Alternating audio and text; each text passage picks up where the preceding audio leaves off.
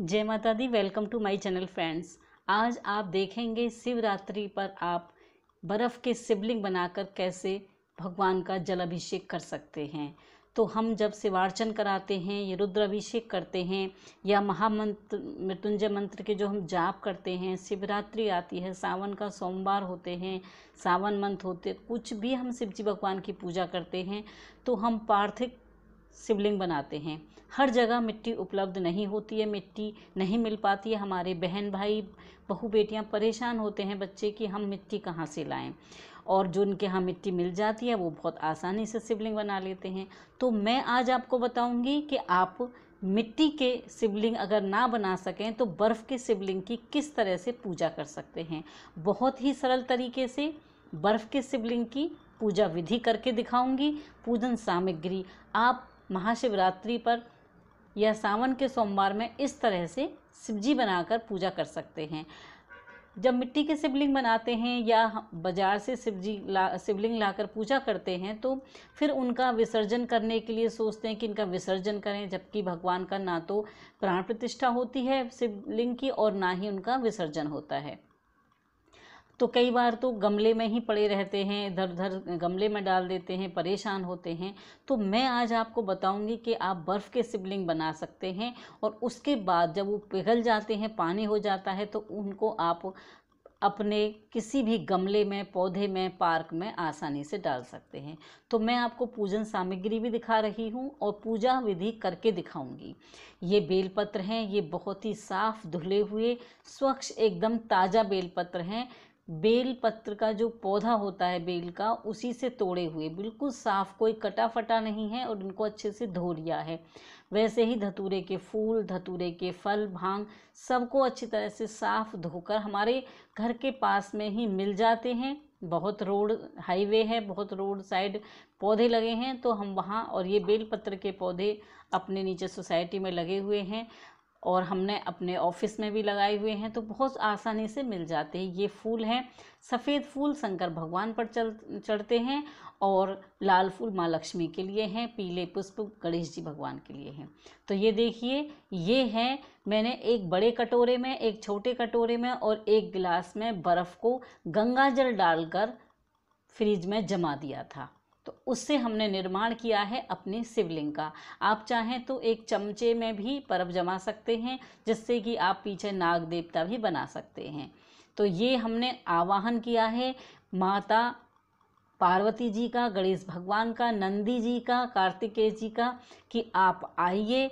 हम आप प्रार्थना करते हैं, आपका आवाहन करते हैं कि आप सब इसी शिवलिंग में आ जाइए और हमारी प्रार्थना को, पूजा को आप स्वीकार कीजिए। हमने नीचे अकौआ के पौधों जो पत्ते होते हैं, उन पत्तों पर सफ़ेद, लाल, पीला चंदन लगा करके हमने उनको विराजित किया है, स्थापित किया है, आसन दिया है। उसके बाद हमने भगवान का पंचामृत से स्नान कराया है। जब हमने ये बर्फ़ के शिवलिंग बनने फ्रिज में रखे थे, कटोरे में जमाई थी बर्फ़ को, तब हमने इसमें गंगाजल डालकर रखा था। आप और भी सुंदर तरीके से बना सकते हैं इनको। आप इनमें कलर डाल सकते हैं, काले तिल, गुलाब के फूल, जो भी मर्जी आप इसमें डालकर पानी में जब फ्रिज में जमाएंगे तो वो बहुत सुंदर बनेंगे।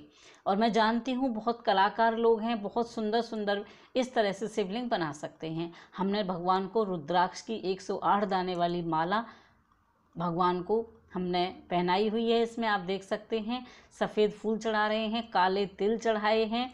भगवान को हमने पीला चंदन, लाल चंदन, जो केसर मिला हुआ हमने घिसकर चंदन तैयार किया था। और ये मैं आपको पूजन सामग्री भी दिखा रही हूँ, इसलिए क्योंकि हमारे कई बहन भाइयों को पता नहीं होता कि हमें पूजन सामग्री में क्या क्या लेना है। तो ये आप देख सकते हैं कि पूजन सामग्री में क्या है।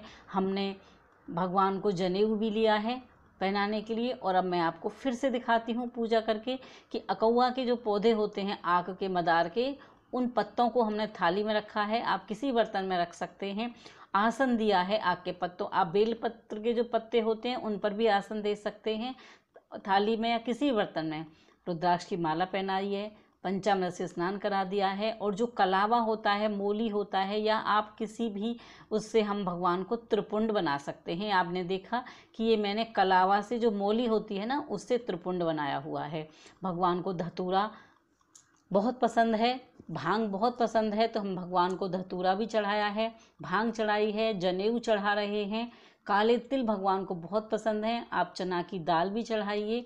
और भगवान को शक्कर, शहद, मैंने पंचामृत में ही सब डाल लिया था।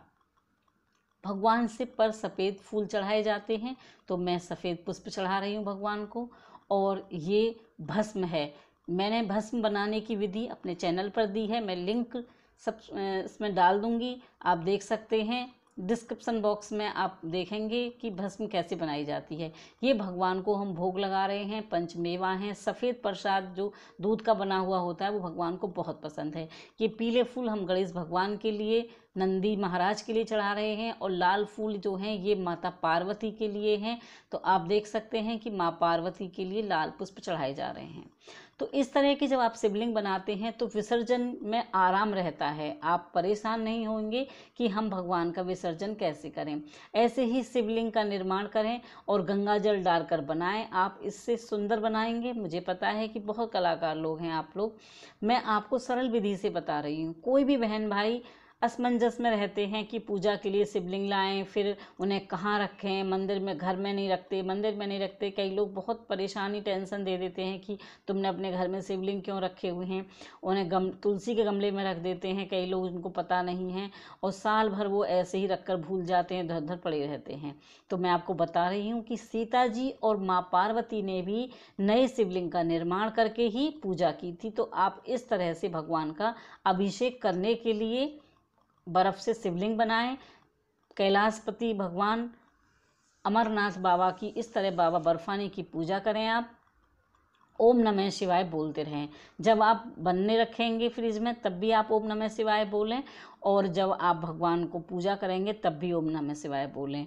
ओम नमः शिवाय, ओम नमः शिवाय, चंदन समर्पयामि, ओम नमः शिवाय, अक्षत समर्पयामि, ओम नमः शिवाय। इस तरह से आप जाप करते रहेंगे।